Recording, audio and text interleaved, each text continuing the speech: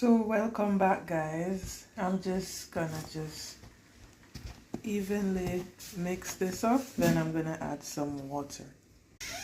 Guys, add 1 cup of water already, and then I'm gonna add 1 more cup, and then I'm gonna mix it up.